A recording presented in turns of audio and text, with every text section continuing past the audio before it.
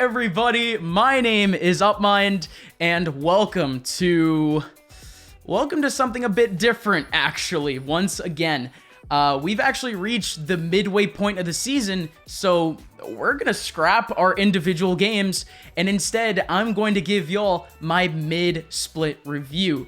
We're going back to our regular format next week, of course, but for now, welcome to my wrap-up of the first half of VCT Americas. Starting at the very bottom, tell me, how could a team with only the third worst round differential going into Super Week be the undisputed worst team in the league without ever winning a single game? Alas, it's the truth. Crew Esports have not won a best of 3 in 134 days, and in VCT play, 230 days ago and counting. It doesn't really process in my mind yet how these players specifically aren't able to either close out games or just win any entirely. I only say this because 6 out of their 11 maps played so far have been within 2 rounds, and Crew have only won a single one of them. This is the same team that beat Loud in a best of 3 less than a year ago. Crew always seems to have someone pop off for them, sure, but they subsequently falter on another map. The obvious example at this point of the season is Kesnit, but so far, Davies hasn't been able to get comfortable in his support role as we're only halfway through the season, and he's already played every single role possible. He's played Initiator with Sky and Breach, Harbor as the controller, and even playing KJ as a Sentinel. But the role that he actually played before joining Crew in this past offseason, well, he played Duelist, and so far with Crew, he's only played Raze twice. Davies started the season with some insane maps like Ascent versus Furia, and Ascent again versus MIBR, but stick him on someone like Breach, and... But I guess that just speaks to how competitive Americas really is. It still feels like any team can really beat anyone. No, not you. We'll talk about you after. But Crew still have the potential to beat anyone in Americas below that level. It's just, again, going 13-11, 6 times already in Americas, and only winning 1 of them is something that Crew will kick themselves for if they don't qualify for playoffs. Because, well, it won't be for a lack of trying, but their schedule doesn't really help, though.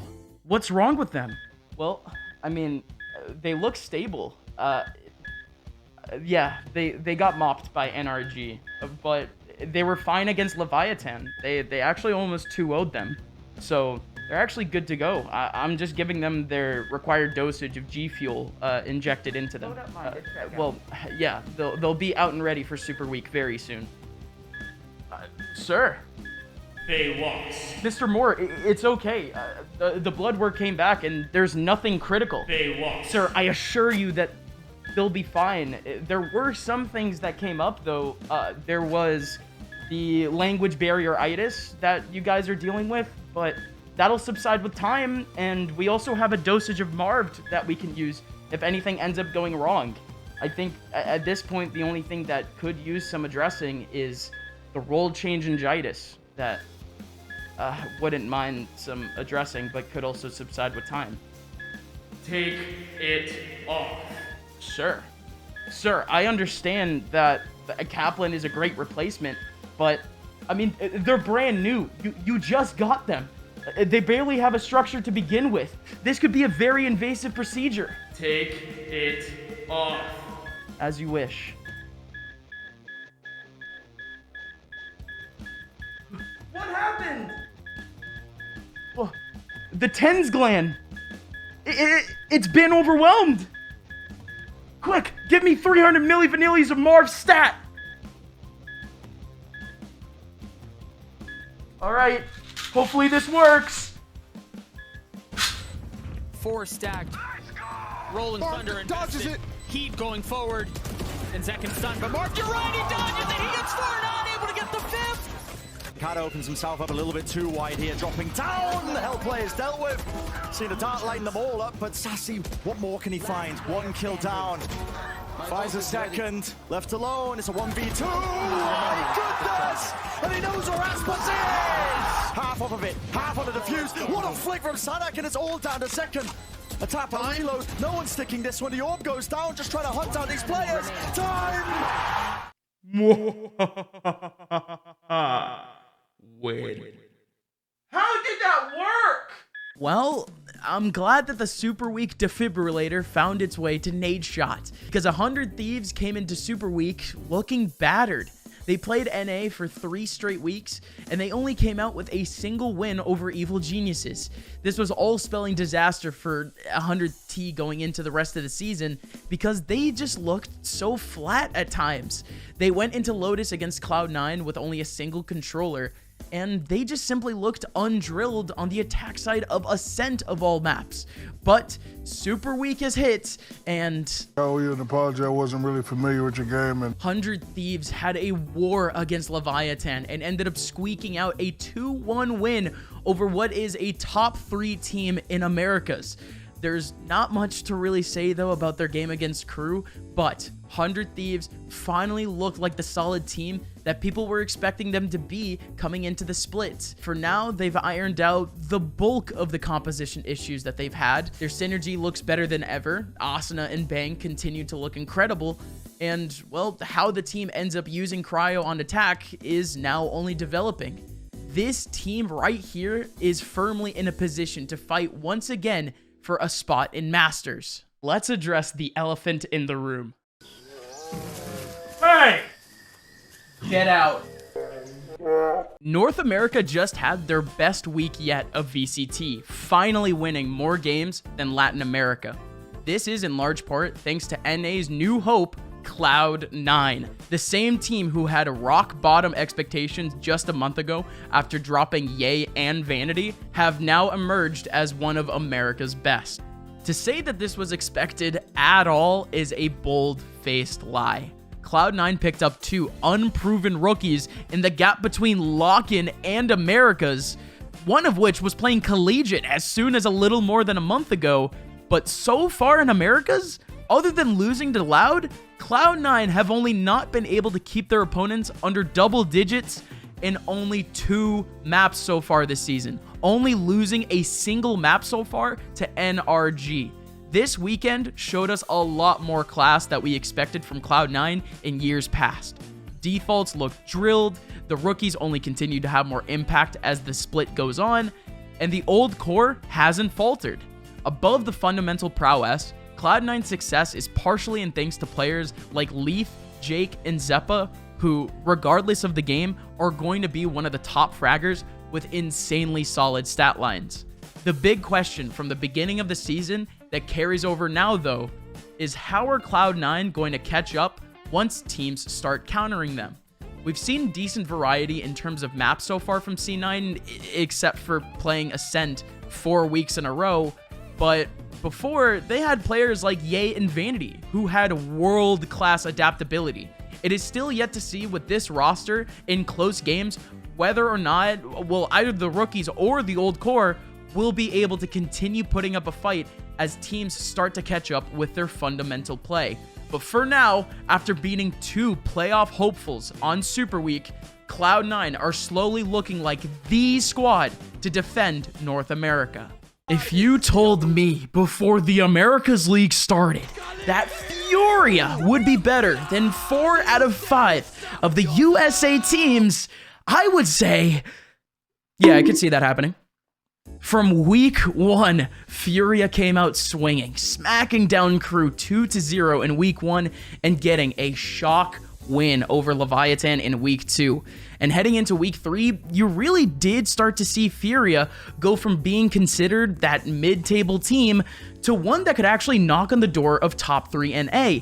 But actually, in week number 3, expectations were eventually tempered, as Furia got humbled by Loud and ultimately losing up 0-2, but at least they put up a good fight in map 1. Week 4, though, they played EG close, but squeaked out a 2-1 win. And finally, in week 5, they played a red-hot Cloud9 and kept it somewhat competitive, but lost 0-2. So where does that leave us now? With the power of hindsight, it's fair to say that Furia might just be that mid-table team that was promised to us before the season began, since they now sit at a 3-2 record, And, well, their future matches of MIBR, NRG, 100 Thieves, and Sentinels aren't necessarily favored to go in their direction. When you think of the standout performers on this team, though, your mind should immediately jump to Khalil, who's been putting on a clinic so far this season. The numbers he's been consistently posting as a controller have been incredible, acting as their top performer in 3 out of 5 of their games so far, and still being a very reliable player in the other 2. MW0, though, has been a very interesting player, to say the least, to watch through Furia's tenure in this league thus far. Once upon a time, MW0 was one of the most hyped players in the world. He paraded with the potential to surpass your prime Tenzes or Durkas. Now that he's gotten the chance to play on LAN against some of the best that America's has to offer, he's been doing all right. Sure, I mean, he hasn't been the promised player that will carry games single-handedly, but there's reasons for it. Most notably, he's not playing Duelist anymore. He's playing Initiators. Mostly. That being said, even in his new role, he still has a server-dominating performance every now and then, like in Furia's Week 4 game against EG, where he posted an impressive plus 19 scoreline, despite it being a pretty narrow game. I think it's more of a testament to MW0's skills that he's still able to post impressive numbers and occasionally dominate the server, even while flexing to the roles that his team needs. It makes him more flexible and definitely one of the standouts on Furia. However, there's obviously more to a team than just numbers, and DGZine is a great example of it. I'd consider DGZine to be your average duelist. This guy clocks in, clears space meticulously for his team, and plays selflessly, dying for the cause in order to win Furia some rounds. Bro treats duelist like it's a 9-to-5 office job. He does his job, sometimes pops off, sometimes doesn't, but is reliable enough, and is maybe exactly what Furia needs to continue succeeding in this league. But let's go back to what Furia are staring down the barrel of for the rest of this stage. 4 tough matchups. Their first hurdle is taking down MIBR, a pretty favorable game for them on paper. That being said, MIBR have impressed before, taking down NRG, so it might not be a complete lock. But that being said, the more interesting games come a bit later. NRG, 100 Thieves, and Sentinels, the holy trinity of North America. Now look, Furia, they've been here before. They certainly weren't favored to beat Leviathan in Week 2, but they did it. Who's to say that they can't repeat an upset in one of their upcoming matches? Now mind you, I only say upset because, well, Furia have either beat a top team or a bottom team. They haven't had any matches in between that level. They've only beat EG and Crew at the bottom and Leviathan at the top. NRG, 100 Thieves, and Sentinels are strong teams on paper, for sure. But they're not totally inflappable, right? NRG lost to MIBR a couple weeks back, 100 Thieves struggled against Crew of all teams, and Sentinels are undergoing a lot of changes, to say the least. There's a world in which Furia can maybe grab a win over one of these teams. MIBR. What happened? Again, seriously, what happened, MIBR?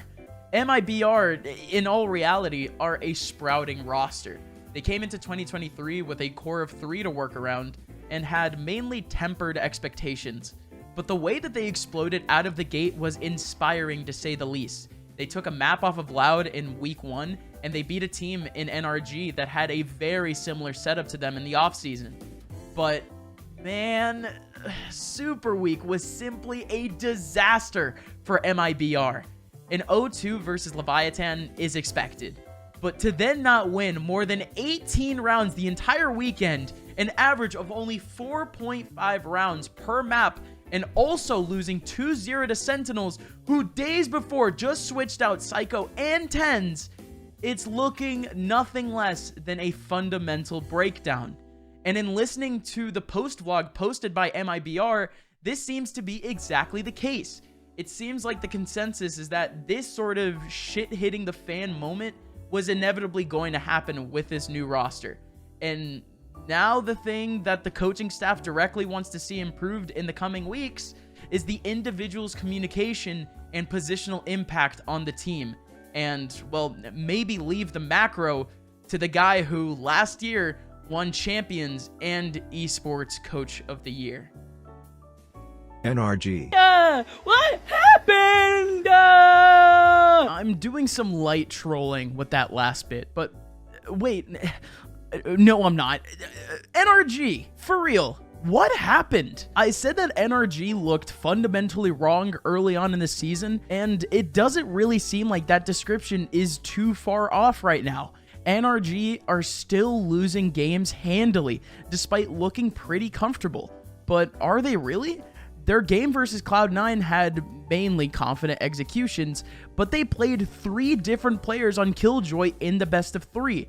Artis also continued his slump, currently performing as a bottom 3 rated duelist in VCT 2. Repeatedly, FNS's decision-making has come into question this season, but it actually doesn't seem like this team's development is too out of question, except for Artis' impact. The team still looks to be primed for a pop-off, with some troubling maps being addressed from week to week, and some new maps being introduced this week. It just feels like if a game comes down to a battle of minds and adaptability right now, NRG might not catch up. Evil geniuses. I mean, what can I really say about your team that hasn't been said on Twitter.com or anywhere else? You're 1-4 and still debating from week to week who is even going to be playing on your starting roster. It's been a mess for EG so far this season, but at least they put up a good fight against Furia and Loud this last week in Super Week, but all that did was give them a glimpse of hope into the far future, as I think that this split is already wraps for them, and they should be focusing on having the strongest 5-man roster ready far ahead of VCT starting next season, because clearly at this point, this team needs a preset structure to even start to succeed.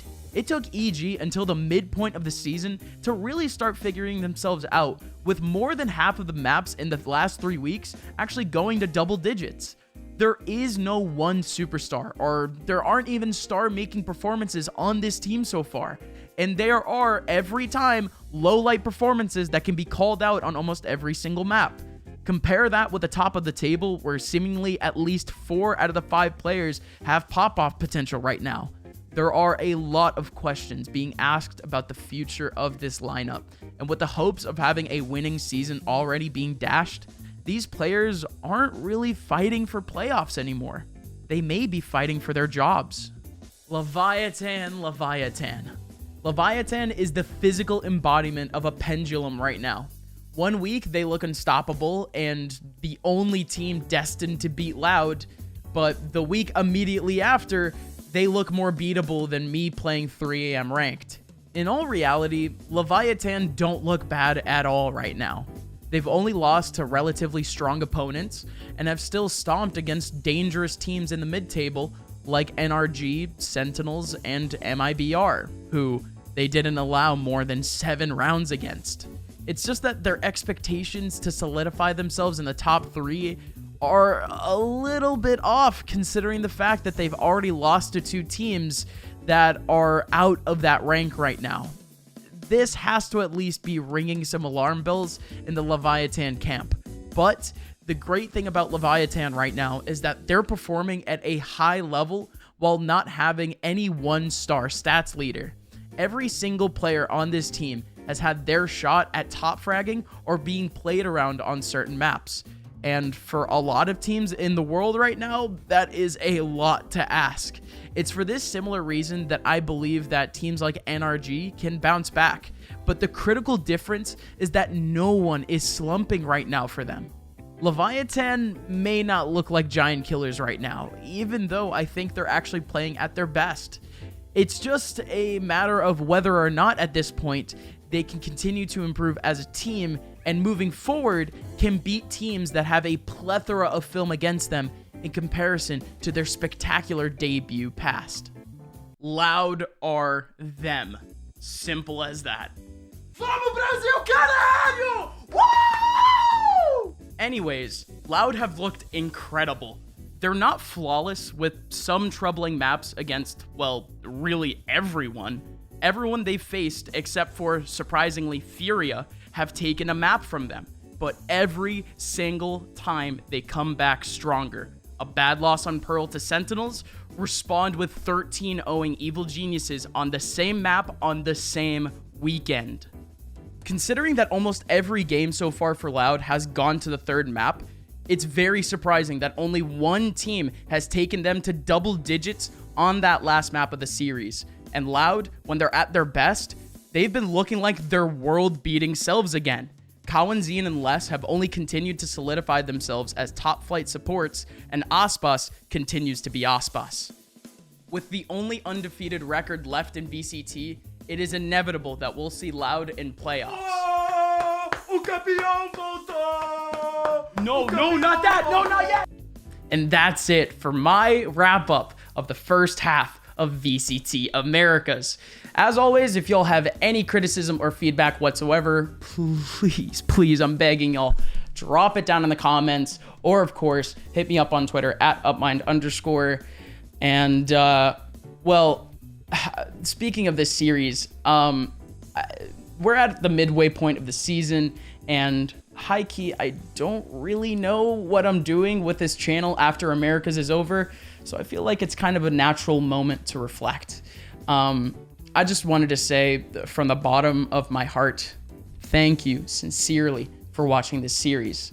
I only say this because for y'all who don't know, I've been commentating VCT Challengers every week since I've been doing this series.